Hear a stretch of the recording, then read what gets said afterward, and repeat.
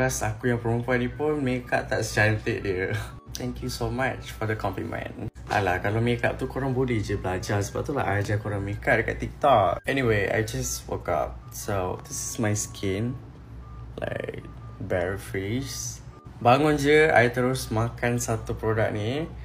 Dia untuk kesihatan dan kecantikan. Untuk dalaman sekali. So good. I dah consume berkotak-kotak dah. I rasa ni kotak ke-10 kot.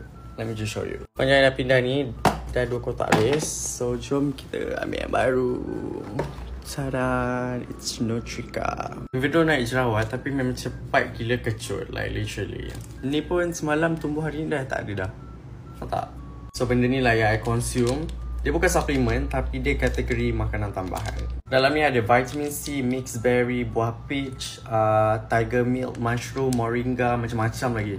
Banyak kelebihan-kelebihan dalam Nutrika ni. So just buka and then terus kemam bawah lidah. Rasa dia sangat-sangat sedap. Manis-manis buah. And dia punya serbuk sangat-sangat halus. Letak je dalam lidah tu terus macam meresap. So tu je lah I punya rutin. Senang je kan. So siapa nak cantik macam I, nak kulit cantik, korang boleh try Nutrika ni, okay? Kalau korang nak, korang boleh komen, nanti I bagi contact. So that's all for me. Thank you so much.